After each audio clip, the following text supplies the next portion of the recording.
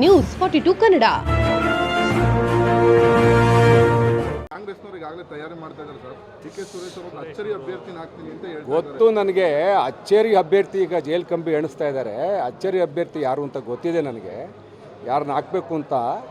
ಅವ್ರು ಯಾವುದೋ ಕೊಲೆ ಕೇಸ ಸಿಗಾಕೊಂಡು ಜೈಲ್ ಕಂಬಿ ಎಣಿಸ್ತಾ ಇದ್ದಾರೆ ಪಾಪ. ಅಚ್ಚರಿ ಅಭ್ಯರ್ಥಿನೇ ಬರಲಿ, ಇನ್ಯಾರಾದರೂ ಬರಲಿ, ಚುನಾವಣೆಗೆ ಎರಡು ಪಕ್ಷದವರು ಸಿದ್ಧವಾಗಿದ್ದೀವಿ, ಚುನಾವಣೆ ಮಾಡ್ತೀವಿ. ನೀವೇನು JDS ಅಭ್ಯರ್ಥಿ ಆಗ್ತಾರೆ ಅನ್ನುವಂಥದ್ದು ಸುದ್ದಿ ಇದೆ. ಈಗ ನಾವು ಯಾರಾದರೂ ಅಭ್ಯರ್ಥಿ ಆದರೆ ಏನು ರೀ, JDS BJPಲಿ ಒಗ್ಗಟ್ಟಿದೆ, ಒಡಕಿಲ್ಲ. ಇನ್ನೂ ನೀವು ಅದನ್ನು ಭಾಳ ಎಳಿಕ್ಕೆ ಹೋಗಬೇಡಿ.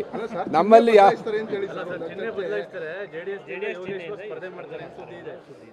ಆ ಥರ ಏನು ನನಗೇನು ಯಾವುದೂ ಸುದ್ದಿ ಬಂದಿಲ್ಲಪ್ಪ. ನಿಮ್ಗೆ ಯಾವ ಮೂಲದಿಂದ ಸುದ್ದಿ ಬಂತು ಗೊತ್ತಿಲ್ಲ, ನನಗೆ ಯಾವುದೂ ಸುದ್ದಿ ಬಂದಿಲ್ಲ. ನೋಡೋಣ, ಇನ್ನೂ ಟೈಮ್ ಇದೆಯಲ್ಲ. ಯಾಕೆ ನಮ್ಮನ್ನು ಇಷ್ಟೊಂದು ಸಿಗ್ತೀರಿ? ಇನ್ನೂ ಕಾಯಿ ಹಣ್ಣಾಗಲಿಲ್ಲ, ಕಾಲಾವಕಾಶ ಕೊಡಿ.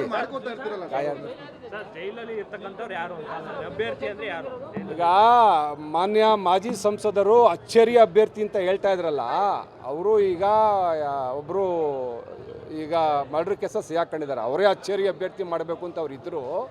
ಹಾಗಾಗಿ ಅದು ಆಗಲ್ಲ. ಈಗ ಬಹುಶಃ ಇನ್ನೊಬ್ರು ಯಾರಾದ್ರು ಹೊಸ ಅಚ್ಚರಿ ಅಭ್ಯರ್ಥಿ ಅವ್ರು ಹುಡುಕ್ಬೋದು, ನೋಡೋಣ.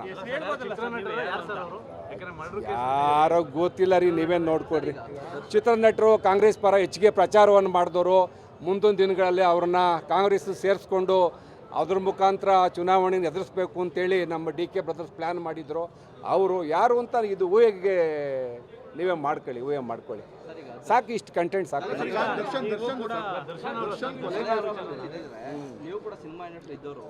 ಗೊತ್ತಿಲ್ಲಪ್ಪ, ನನಗೇನು ಗೊತ್ತಿಲ್ಲ. ಇದು ಹೊಸದು ಮಾಧ್ಯಮಗಳು ನೋಡ್ತಾ ಇದ್ದೀನಿ. ಇದೊಂಥರ ವಿಚಿತ್ರ ಅಂತ ಅನಿಸುತ್ತೆ.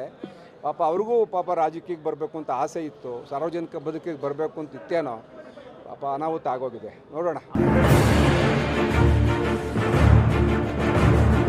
ನ್ಯೂಸ್ 42 ಕನ್ನಡ.